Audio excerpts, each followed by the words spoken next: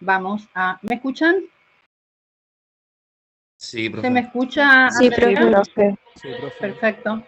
Bueno, entonces, el tema del día de hoy, vamos a comenzar con el sistema dentario. Vamos a ver el diente y vamos a ver cómo está constituido y la articulación alveolo-dentaria. Voy a compartir para comenzar la clase.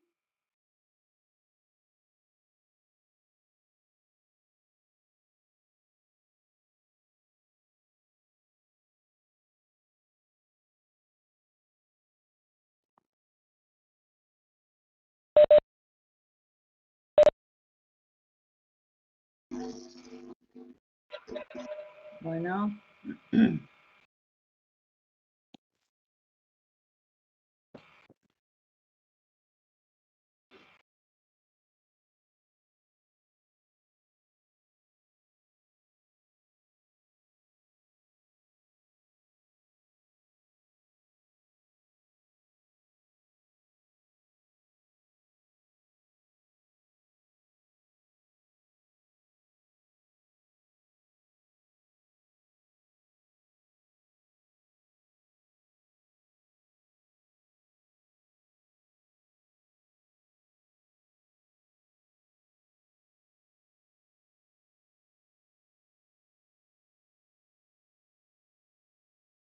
¿Se ve? Sí, Doc, ahí está cargando. Bueno. Ahí está, súper. Bueno. ¿Ahí? ¿Ahora sí se ve bien? Sí, todavía no se ve, no está en presentación nomás. Bueno, me avisan, por favor. Dale.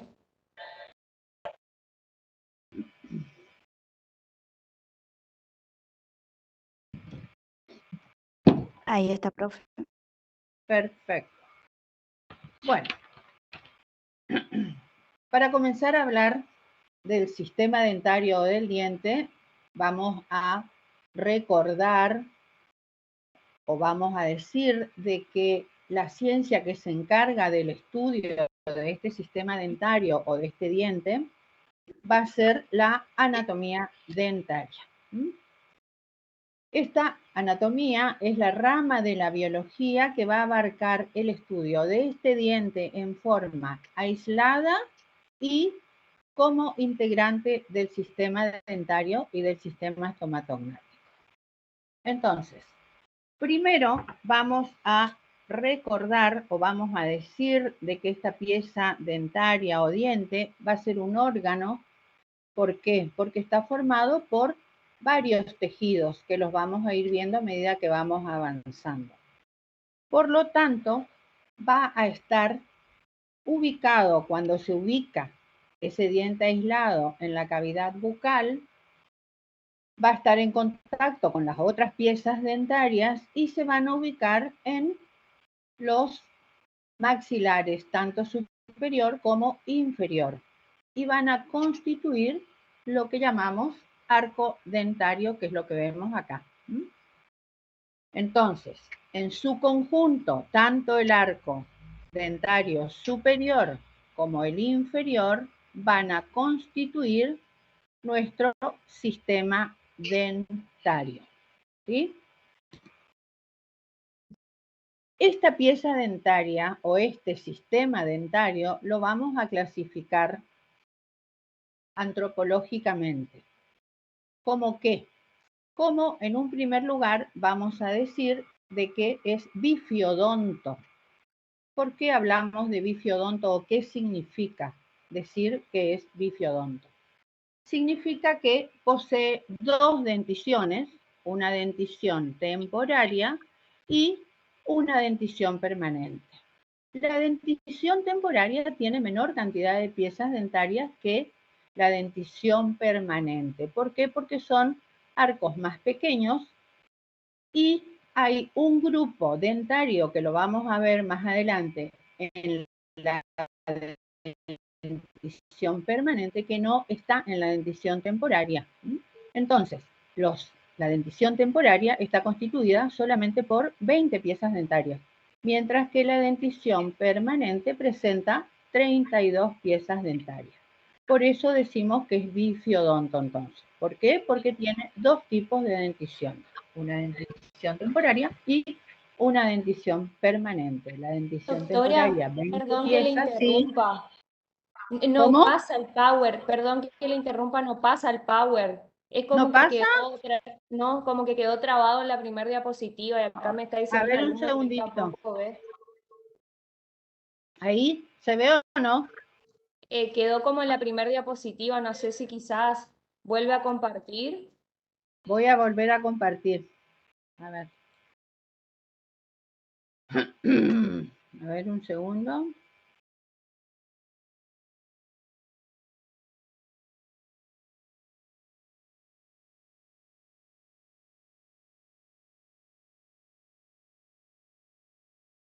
¿Ahí se ve o no? No, doctora, todavía no. No sé qué le pasa a mi computadora. Voy a poner en... Es porque la agrandé. A ver, ¿ahí se ve? No, no, doc, todavía ¿Nada no. no ven? Nada. ¿Ahí? ¿Tampoco? Tampoco, no, no. Bueno, voy a salir y voy a volver a compartir.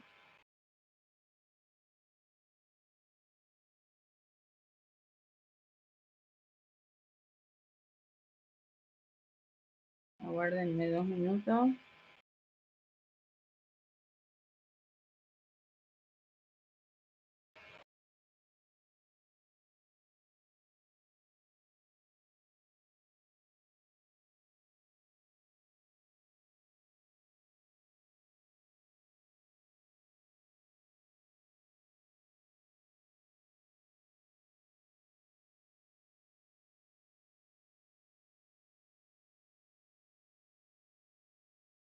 No sé qué le pasa. Me está costando compartir. A ver acá.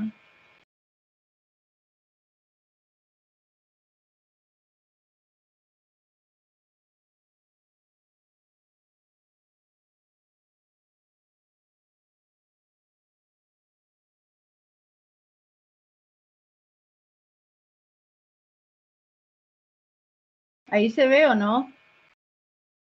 No, doctora.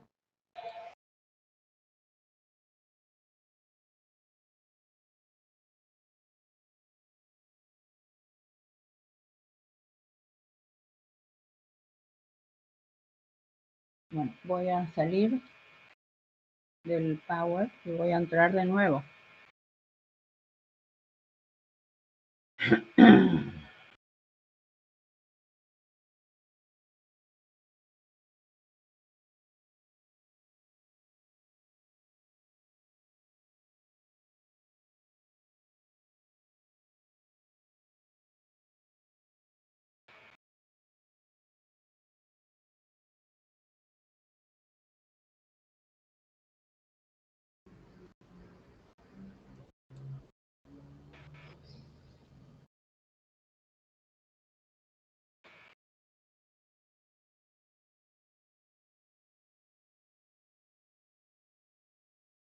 Un segundito.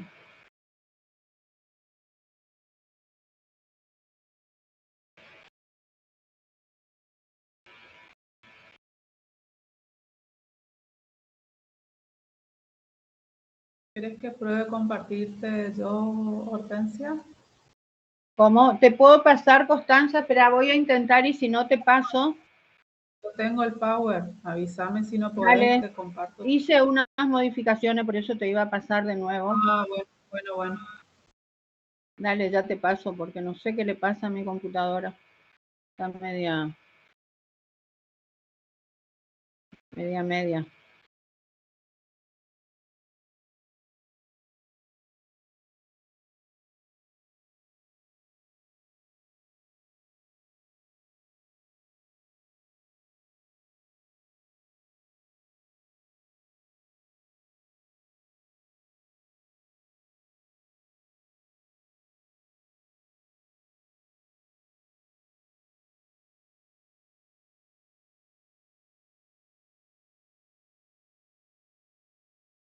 Todavía A ver ahora.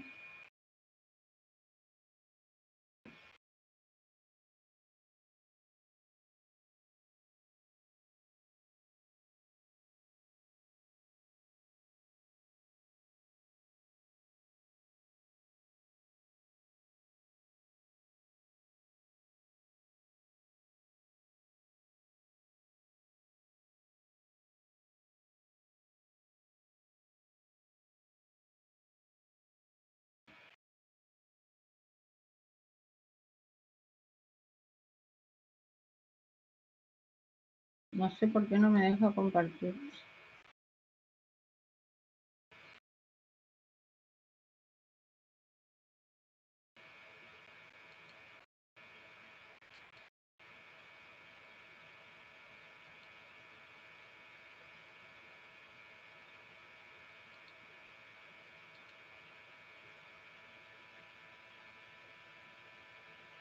No.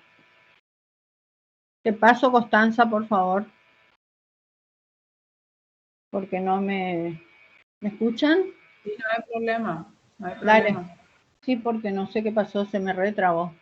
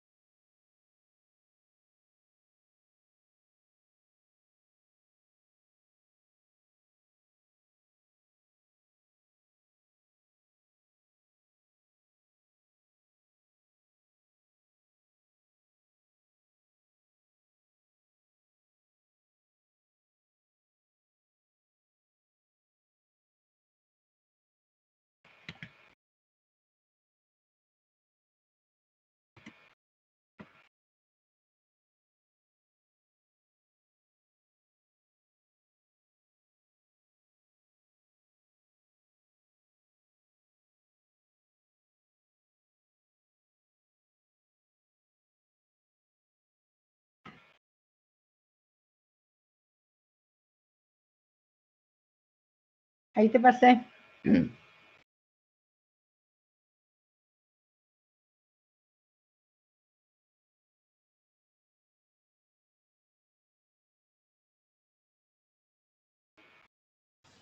Aguardamos un segundito porque todavía no me aparece.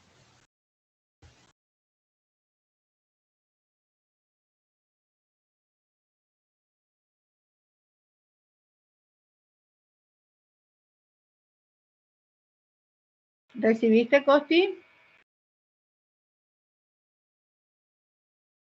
Sí, ahora sí, ya comparto. Dale, dale, dale. Gracias. No, de nada.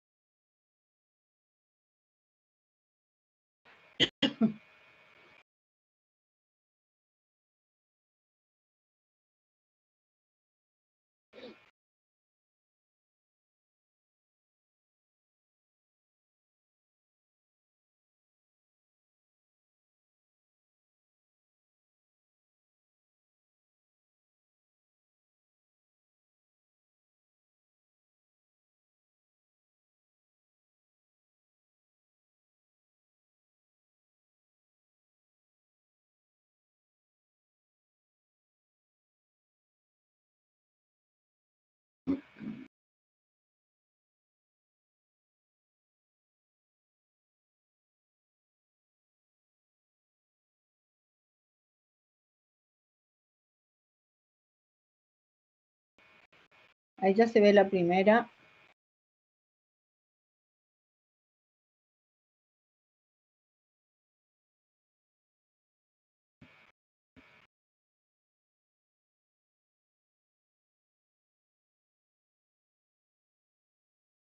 ¿No le podés agrandar, poner más grande, Costi?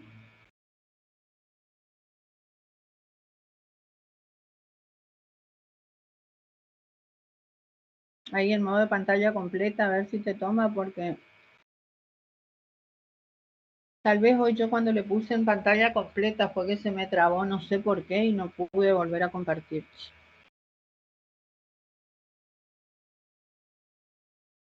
Bueno, Yo estoy en modo de si no se pantalla puede, no completa. importa.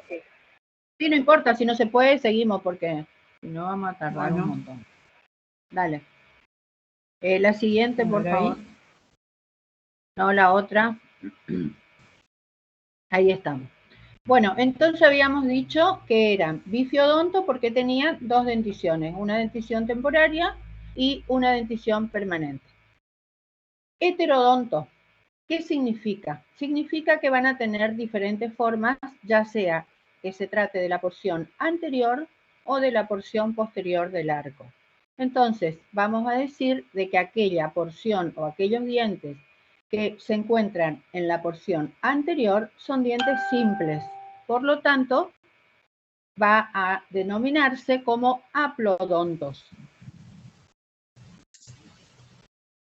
Luego tenemos los que se encuentran en la porción posterior, que son dientes más complejos, por lo tanto se denominan lofodonto. Y también vamos a tener de que tienen diferentes formas dentro de la misma porción de los dos arcos. Es decir, que las piezas dentarias de los dientes superiores no es la misma que en los inferiores. Si estamos hablando de la porción anterior, por ejemplo, los incisivos centrales superiores van a tener una forma y los incisivos centrales inferiores presentan otra forma. Es decir, que es diferente la forma entre los centrales superiores y los centrales inferiores. Es por ello que se los denomina como anisognato. La otra clasificación que también se da es la de pleurodonto. ¿Por qué? ¿Qué significa pleurodonto? Significa que el diente no está implantado como si fuera una cosa que yo pongo un clavo en la tierra, por ejemplo, algo, y me va a quedar ahí parado. No, en el caso del diente, una vez que se implanta en ese alveolo que está en el hueso maxilar, esa cavidad, para poder mantenerse necesita de otro elemento que es sumamente importante, otros elementos en realidad, que es el periodonto o parodonto o ligamento periodontal. Es decir, que está mantenido en ese alveolo a través de las fibras periodontales. Por eso esa clasificación se denomina pleurodonto. Y la última es la de salidodonto. ¿Qué significa salidodonto? Significa que las piezas dentarias cuando están en contacto van a producirse o se va a producir en esa articulación o en esa oclusión dentaria un desbordamiento que va a estar dado en sentido vertical y en sentido horizontal. Ese desbordamiento es importante que ustedes lo recuerden, se va a producir principalmente en la dentición permanente. ¿Por qué? En la dentición temporaria no la vamos a observar a esos desbordamientos, que ya lo vamos a ver más adelante, porque estas piezas dentarias en la dentición temporaria van a ocluir borde a borde. Entonces no hay un desbordamiento. ¿Por qué? Porque ese desbordamiento que nos vamos a mencionar más adelante tiene que ver con compensar una curva, que en la dentición temporaria no se va a dar porque las piezas dentarias están ocluyendo borde a borde y no tienen nada que compensar. Entonces, por eso es que ese desbordamiento horizontal y vertical no se da en la dentición temporaria, pero sí se da en la permanente porque ahí sí ya hay que compensar una curva, que lo vamos a ver más adelante. Pasame a la siguiente, Constanza. Entonces, no sé si entendieron la clasificación y qué es el diente y por qué decimos que ese diente es un órgano y que está contenido en dónde, en el sistema dentario o en el sistema estomatognático. ¿Y qué es un sistema y qué es un órgano? Vamos a ver. Vamos con la siguiente cosita. Entonces, habíamos dicho que era un órgano. ¿Por qué? Porque estaba constituido por diferentes tejidos y forma parte del sistema estomatognático y el sistema dentario, porque esos sistemas están constituidos por diferentes tipos de órganos o un conjunto de órganos. Ahora bien, ¿qué característica va a tener esta pieza dentaria o este diente? Tiene la característica que es un órgano sumamente duro. Así como es duro, también es muy frágil. ¿Por qué? Porque se puede quebrar fácilmente. Entonces, tiene un color blanco amarillento en la dentición permanente y va a tener un color más blanco, más azulado, más nacarado en la dentición temporaria. Ahora bien, ustedes se pueden preguntar a qué se debe ese cambio de coloración, si estamos hablando de un órgano que es lo mismo para la dentición temporaria como para la permanente. Esto se debe a que tiene menor calcificación en la dentición temporaria que en la dentición permanente. Pásame la siguiente, Constanza. Es así que estas piezas dentarias van a tener diferentes características. Esas características pueden ser la forma, el tamaño, el color. No va a tener la misma forma, ya habíamos dicho, dientes del sector anterior superior que los dientes del sector anterior inferior. Tampoco tienen la misma forma los dientes anteriores que los dientes posteriores. Es diferente. En cuanto al tamaño, el tamaño tiene mucho que ver, en la forma vamos a tener dos clasificaciones que son meritorias de llamarlas la atención. Una es la clasificación de Crespi y otra es la de Diamond. Pásame, Constanza, la segunda. La siguiente. Entonces, según Crespi, tiene en cuenta la forma que puede ser cuadrangular, trapezoidal u ovoidal, tanto en los dientes anteriores como en los dientes posteriores. Diamond va a tener en cuenta una serie de modificaciones que van a tener mucha influencia en el número de lóbulos, en el tamaño de las piezas dentarias, la edad, la ubicación donde se encuentran y las relaciones que presentan. Entonces, la forma se tiene en cuenta de acuerdo a la clasificación de Crespi y la de Diamond. La de Crespi es la que les va a decir que tienen forma cuadrangular, trapezoidal o ovoidal, que obviamente, al igual que la de Diamond, tiene que ver con la ubicación que presenta esa pieza dentaria, ya sea en el sector anterior o en el sector posterior. Y en el otro caso va a depender de la cantidad de lóbulos que presenta la pieza dentaria y el tamaño que tenga, porque no es lo mismo un tamaño grande a un tamaño pequeño, es decir, generalmente las piezas dentarias, que ya los vamos a ver ahora, ese tamaño varía sobre todo con la edad, con el sexo y con la raza. Vamos a la siguiente. Entonces, si decimos que depende de la edad, podemos decir que los dientes temporarios son mucho más pequeños. Si ustedes observan la boca de un niño, van a ver que son dientes muy pequeños con relación a los dientes de una persona joven o con una persona adulta. No es la misma o no es el mismo tamaño en una persona adulta, en una dentición temporaria o en un joven. También tiene que ver la raza. ¿Por qué? Porque si ustedes observan la raza negra, van a ver de que tienen maxilares sumamente prominentes.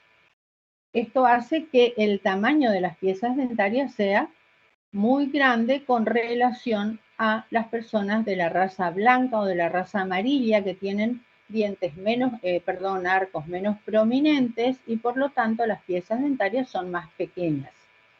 Con respecto al sexo, el sexo femenino en general tiene piezas dentarias más pequeñas comparando con las del sexo masculino, que generalmente tienen piezas con un tamaño mayor al de el sexo femenino. también se debe, siempre tiene que ver con el tamaño de nuestro maxilar. Vamos a la siguiente.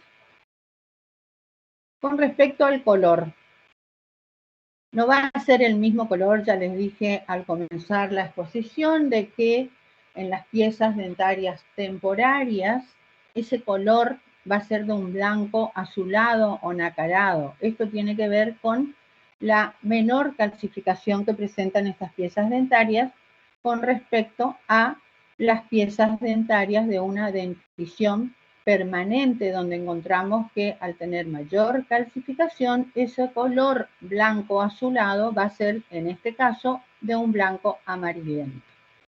¿Seguimos?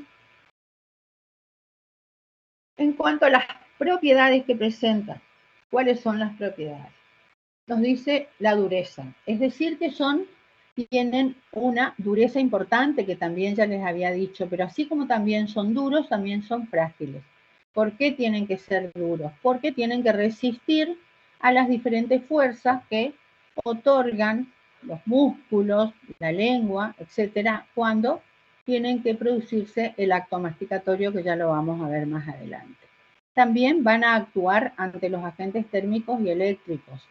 Cuando el diente está sano, sin ninguna alteración, esa reacción que tiene ante esos agentes térmicos y eléctricos es espontánea, pero pasa también en forma espontánea una vez que cede ese estímulo. Mientras que si hay alguna caries o alguna lesión en esas piezas dentarias, ese estímulo puede persistir.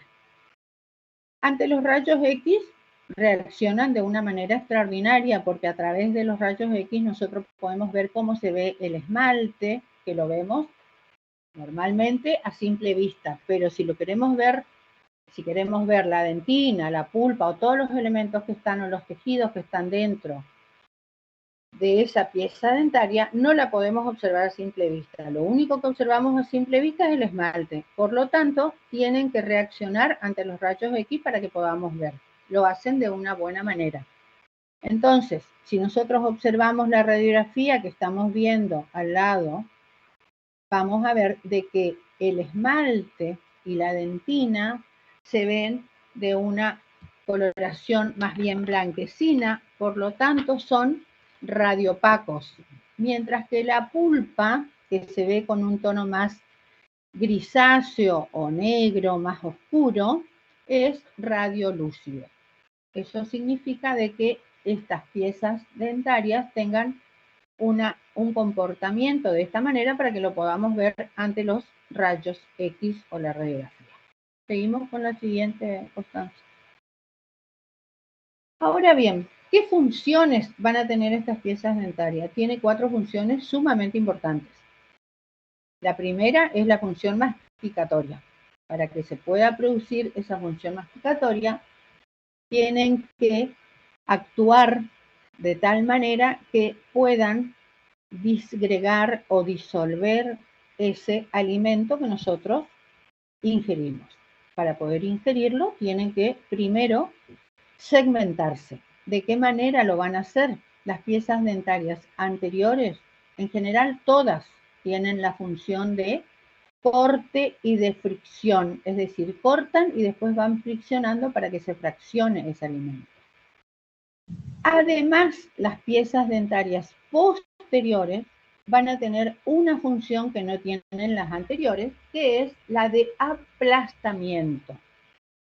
Entonces, las piezas dentarias anteriores tienen la función de, al igual que todas, corte y fricción, pero se les suma la del aplastamiento a los dientes posteriores. Para que ese alimento pueda ser ingerido, también van a actuar otros tejidos que están en esa cavidad bucal, que son quienes, fundamentalmente, la saliva. ¿Por qué? Porque la saliva va a hacer de que nuestro alimento sólido pueda unirse, se pueda disgregar y pueda constituir el bolo alimenticio para que después pueda ser fácilmente ingerido. También actúan, obviamente, los músculos y la lengua. Son todos esos elementos que van a actuar en conjunto, es decir, ese sistema estomatognático, sistema dentario, actúa en forma conjunto, nunca en forma individual. Por eso decimos que esa acción masticatoria es sumamente importante y van a actuar todos los tejidos que encontramos en este sistema. La otra función muy importante es la función fonética. ¿Por qué? Porque para que nosotros podamos emitir el sonido, todas las piezas deben estar presentes. ¿Por qué? Porque van a tener diferentes acciones o funciones en la emisión de las diferentes o de los diferentes tipos de letras o de palabras que nosotros queremos emitir. También interviene en esa emisión del sonido de que nuestra cavidad bucal no esté abierta en exceso. Para poder hablar nosotros tenemos que abrir la boca, pero no tenemos que abrirla grande, sino que tenemos que abrir de tal manera que podamos emitir el sonido. Y otro elemento muy importante que actúa también es la lengua y los músculos, obviamente. Pero los elementos que tienen mucha función en primacía en cuanto a la emisión de las diferentes letras son las piezas dentarias. La otra función importante que tienen es la estética. ¿Por qué? Porque como ustedes ven, no es lo mismo que yo vea una cavidad bucal donde una persona está hablando, que le falten los dientes anteriores, que son los que se van a ver, a que tengan una boca completa, con todas las piezas dentarias en buen estado, y van a ver que hay personas de que esa estética actúa en general, se dice que es los dientes anteriores, pero hay en personas donde tienen una buena o tienen una buena apertura que pueden llegar a verse hasta los molares o los premolares. Entonces van a actuar estéticamente es importante que estén presentes todas las piezas dentarias. En cuanto a la preservación del arco, ustedes pensarán, ¿qué significa preservar el arco? Preservar el arco significa que va a mantener la forma, esas piezas dentarias mientras estén presentes, van a mantener la forma de mi arco dentario. ¿Y qué otra cosa van a mantener? Van a mantener, por supuesto, que la proporción normal de la boca. Va a conservar y también va a preservar la fisonomía y las dimensiones de la cara. Y determina los rasgos faciales, porque no todos tenemos los mismos rasgos faciales, ni el carácter ni la personalidad. Son todas diferentes. Y eso tiene que ver también con esas piezas dentarias. Seguimos con la siguiente, Costi. Otra cosa que tenemos que tener en cuenta es la ubicación que presentan en el arco. Entonces, los dientes anteriores son los que se encuentran en la porción anterior. Luego tenemos los dientes posteriores, en esa porción posterior, como ven acá en las imágenes, y los dientes superiores e inferiores. O sea que los dientes, el arco superior presenta dientes anteriores y presenta dientes posteriores, al igual que el arco inferior. ¿Seguimos? También volvemos a recordar que tenemos que ver de acuerdo a la dentición, esos dientes anteriores no van a ser en la dentición temporaria del mismo tamaño o van a ser iguales a los de la dentición permanente. Se ubican, sí, en el mismo sector anterior, en los temporarios y posterior. En la dentición temporaria, como ustedes ven acá en la boquita superior, la foto superior, ven que tenemos dientes anteriores y tenemos 2 molarcitos nada más, o dientes posteriores, solo 2. En la dentición temporaria, yo les había dicho hoy que en la dentición temporaria faltaba un grupo dentario que está en la dentición permanente, que es el grupo de los premolares. Ese grupo no está en la dentición temporaria, solamente está el grupo de los dientes anteriores, que está formado por los incisivos, centrales, laterales y los caninos y molares. Únicamente esas piezas dentarias están en la dentición temporaria. Mientras que en la permanente vamos a tener a los incisivos, caninos y luego tenemos a los premolares y molares. Ahora bien, ustedes pensarán, ¿y por qué tenemos 20 en la dentición temporaria y por qué no tenemos los 32 como tenemos en la dentición permanente? Esto se debe obviamente al tamaño y los dientes que van a ser reemplazados por los premolares son los molares temporarios. ¿Por qué? Porque a los 6 años, cuando erupciona el incisivo central, se va a producir ahí recién la erupción del primer molar permanente. Ahí comienza la serie molar que se va a dar ya definitivamente en la dentición permanente. A partir de los 6 años ya comienza a modificarse esa dentición temporaria y ya se va a hacer como una dentición de transición, porque a partir de ahí se comienzan a formar las otras piezas dentarias o a erupcionar las otras piezas dentarias para ya constituirse en una dentición permanente y aumentar la cantidad de piezas dentarias. ¿Seguimos? Chicos, si tienen alguna pregunta, pregunten, no interrúmpanme, no hay problema. Profe, ¿Se disculpe, entendió ¿dice hasta acá? 22 o 24 los dientes temporarios? ¿Cómo? ¿Dijo 22 o 24 dientes 20 temporarios? piezas dentarias en la dentición temporaria y 32 piezas dentarias en la dentición permanente. Gracias. Profe, le consulto. La parte anterior sería de canino a canino, ¿no? ¿Cómo? Sí, o sea, si la parte anterior sería de canino a canino. La porción anterior va de canino a canino y la porción posterior, en el caso de la dentición permanente, premolares, molares. Y en la dentición temporaria, molares únicamente. Bueno, gracias. ¿Seguimos?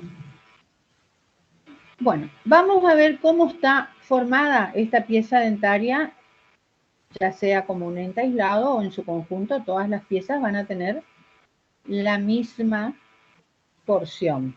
Entonces, como ustedes ven en la imagen, tiene una porción coronaria que va a depender, la forma de esa porción coronaria va a depender si se trata de dientes anteriores, como ser incisivos centrales, va a ser la misma entre los dos incisivos centrales, pero va a empezar a cambiar a partir de los laterales, caninos, premolares y molares, no es la misma, pero sí tienen la misma porción, es decir, que todas las piezas dentarias van a tener una porción coronaria y una porción radicular. Esas dos porciones van a estar delimitadas o separadas por una zona que tiene el nombre de cuello anatómico o línea cervical, que es donde les está marcando la flecha en cada una de estas imágenes. Entonces, la porción coronaria está delimitada de la porción radicular o separada por el cuello anatómico o línea cervical. Ahí la doctora les está marcando con el marcador cuál es esa línea cervical o cuello anatómico. Eso es en un diente aislado. Cuando nosotros vemos a esta pieza dentaria en la cavidad bucal, no vamos a ver la porción radicular, pero sí vamos a ver la porción coronaria y vamos a ver ese cuello que ya en este caso no se va a llamar cuello anatómico, sino que va a tener el nombre de cuello clínico. ¿Por qué? Porque está cubierto, o ahí ya vamos a observar más adelante, que hay otro elemento importante que es la encía, que es lo que me va a cubrir ese cuello.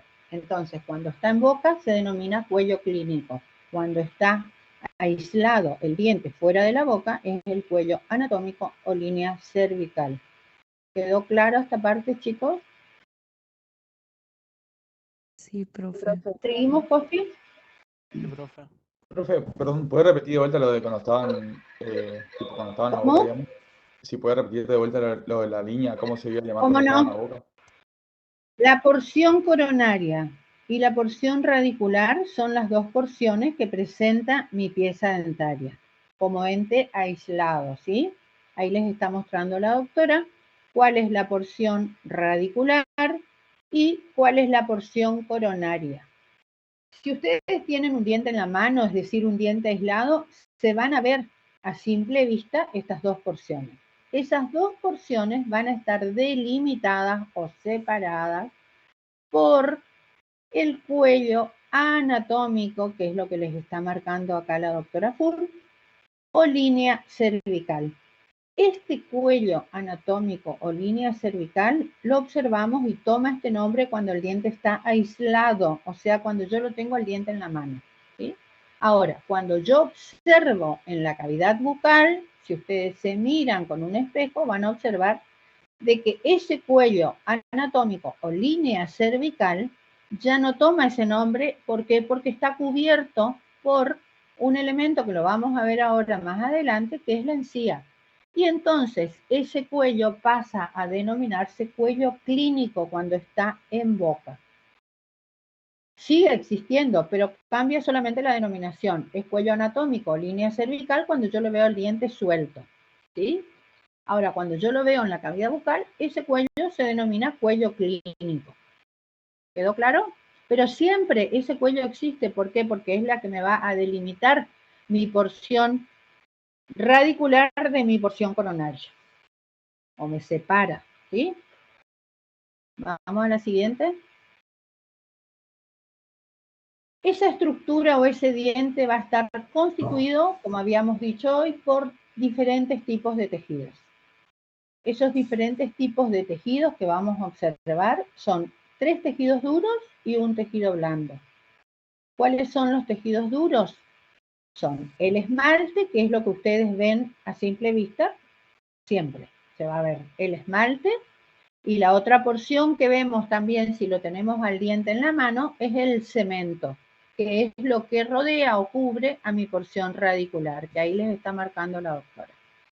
Y por último tenemos a la dentina. Esos son los 3 tejidos duros: esmalte, dentina y cemento.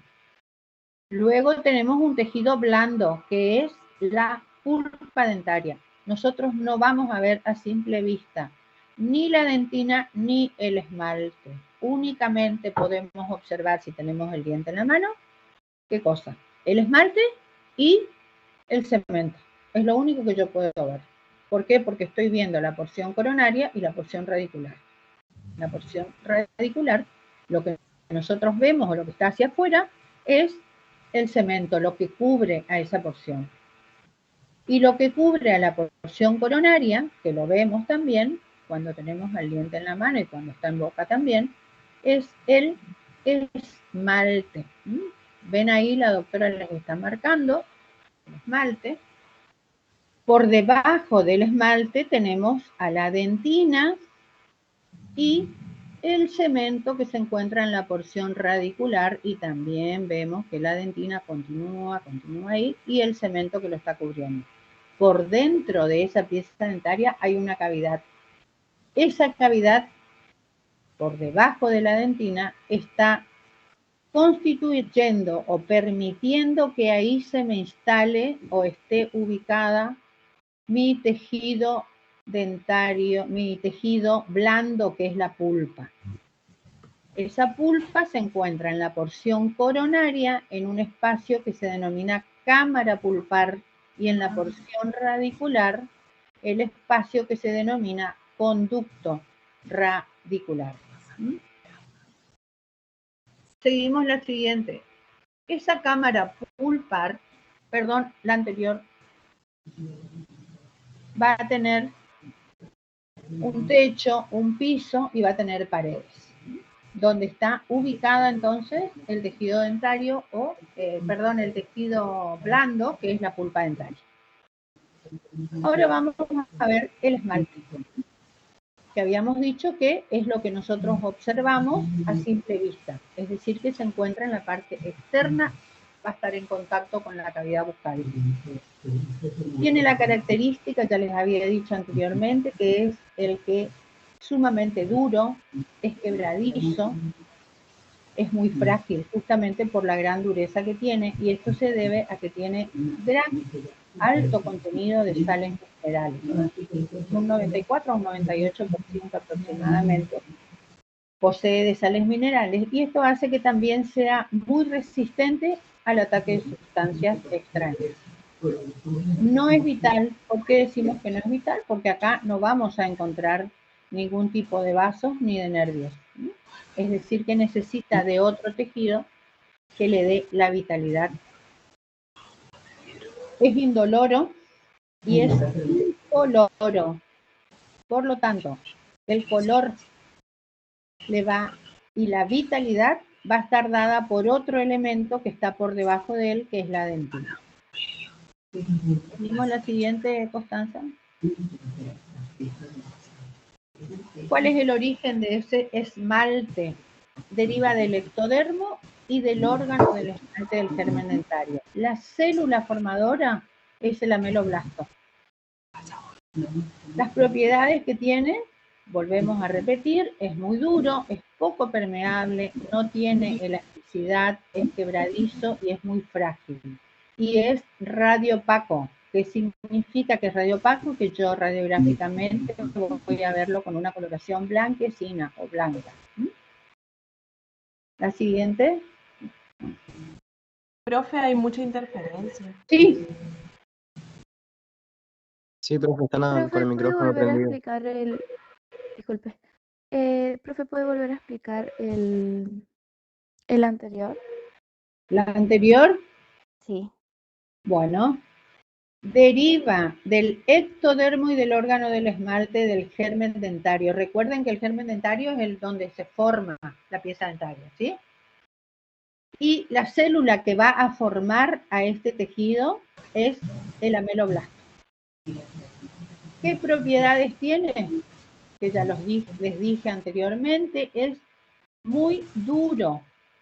Tiene mucha dureza ese esmalte. Al ser tan duro, va a ser también muy frágil y muy quebradizo y no tiene elasticidad, por eso justamente es frágil y quebradizo.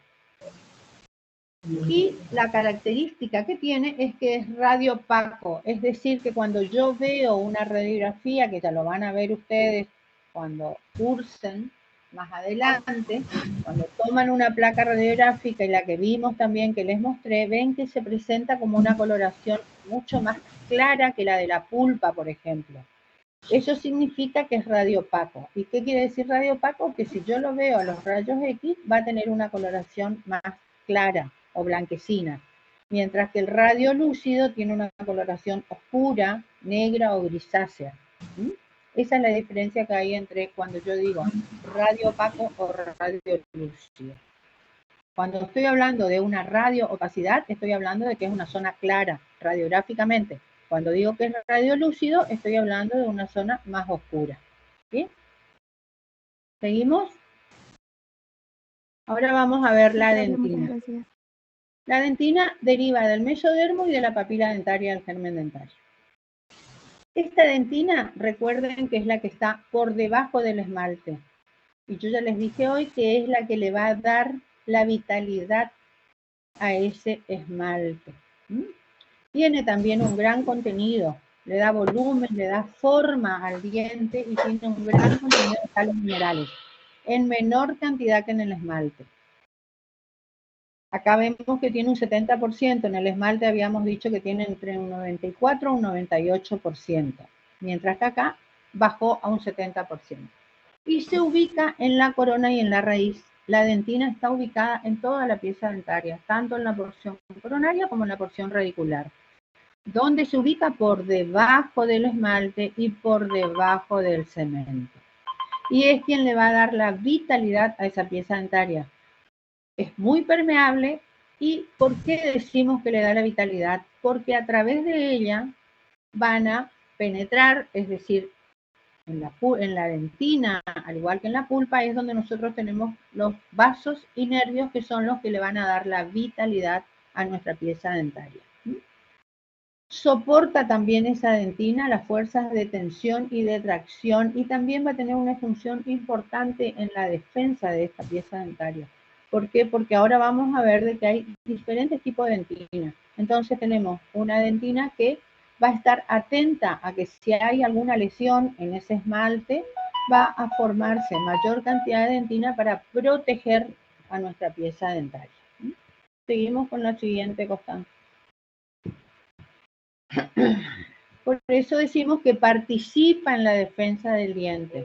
Volvemos a repetir que es radioopaca, es decir, que hoy ya la doctora les mostró con el cursor que presenta esa característica blanquecina al igual que el esmalte.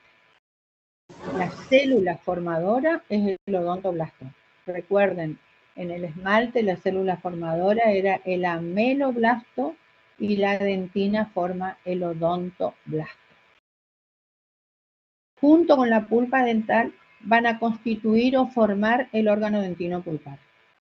¿Por qué? Porque tienen el mismo origen, la misma célula formadora y tienen la función defensiva, tanto la pulpa como la dentina. Es decir, que son los que van a hacer, que van a estar siempre atentos a alguna para defender a esa pieza dentaria ante alguna agente, un agente externo como ser una lesión, una caries, etc. Seguimos con la siguiente. Ahora tenemos al cemento. Habíamos dicho que el cemento se encuentra en la porción radicular y va a cubrir a nuestra dentina. También posee un gran contenido de sales minerales, pero en un 50%. Tiene una matriz orgánica, posee agua. Y hay dos tipos de tejidos cementarios o de cemento, que son el primario o acelular, es decir, que tiene poca cantidad o casi nada de células, y el secundario o celular, que es el que tiene gran cantidad de células. ¿Cuál es? Hola. ¿Cuál es la célula formadora del cemento? El cementoblasto y los cementocitos son las células formadoras. El origen es el mesodermo y el saco dentario del germen. ¿Cómo? ¿Alguien tiene prendido, profe? ¿Alguien tiene prendido el micrófono? Godoy Josefina, apaga tu micrófono. Chicos, por favor, no, si hablan todos juntos y si no apagan sus micrófonos, yo no entiendo. ¿Qué pasó? Ahí lo apagó. Prendido su micrófono, profe. ¿Puede volver a explicar, por favor? ¿Quieren que les vuelva a explicar el cemento, dónde se encuentra ubicado, cuál es la célula formadora o quedó claro? Sí, profe, explica otra vez, por favor. ¿Puede explicar otra vez, profe? Bueno, entonces, el cemento, habíamos dicho ya al principio que se encuentra ubicado en la porción radicular, en la raíz. Va a cubrir a la dentina. Recuerden que la dentina está por dentro tanto del esmalte como del cemento, es decir, que se encuentra por debajo si nosotros miramos de afuera hacia adentro, ¿sí? Entonces, cubre, al igual que el esmalte, a la dentina. Vamos a observar que tiene dos tipos de cemento. Tenemos el primario o acelular, que tiene poca cantidad de células, y el secundario o celular, donde hay gran cantidad de células. ¿Cuál es la célula formadora? El cementoblasto y cementocito. ¿Cuál era la célula formadora del esmalte? El cementoblasto. ¿Cómo? Ameloblasto. Ameloblasto. ¿Y cuál es la célula formadora de la dentina? Odontoblasto. Muy bien. Odontoblasto. Entonces, del cemento, la célula formadora es el cementoblasto y los cementocitos. ¿Dónde se va a originar? En el mesodermo y el saco dentario del germen dentario. En la imagen ustedes van a ver que esta pieza dentaria presenta por arriba, que es lo que yo les decía, lo que estaba cubierto. Esa línea cervical está cubierto por un elemento que es un tejido blando, que es la encía, que cubre también al hueso alveolar. Y luego tenemos, que hoy les dije, el ligamento periodontal, o sea, las fibras que van a rodear al cemento para que pueda articularse en esa cavidad, que ahora lo vamos a ver. Entonces tenemos el ligamento periodontal, les estoy diciendo lo que está acá en la imagen, y por último el cemento radicular, que está hacia la porción más apical.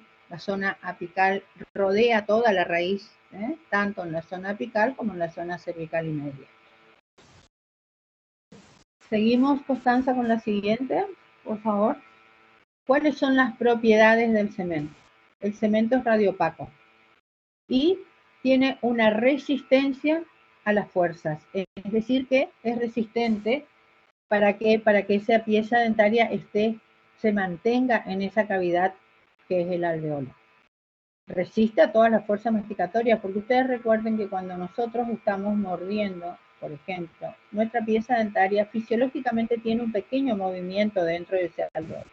Entonces ese cemento también va a hacer que se resista a la fuerza que tiene tanto las piezas del maxilar superior sobre las del inferior o a viceversa, el inferior sobre las del superior. ¿Y cuáles son las funciones que va a tener? Va a actuar como un medio de retención y de anclaje, es decir, que va a permitir de que esa pieza dentaria se mantenga en ese alveolo, con la ayuda obviamente de las fibras periodontales. Va a reparar nuestra superficie radicular y va a compensar el desgaste que se produce por la atrición. El desgaste que se produce por la atrición generalmente se da a medida que avanzamos en edad. No va a tener la misma forma y la misma morfología una pieza dentaria de un diente joven a la de una persona adulta. ¿Por qué? Porque ya se va produciendo un desgaste que es fisiológico, esa atrición, por justamente los distintos movimientos que se realizan. Entonces se produce una atrición.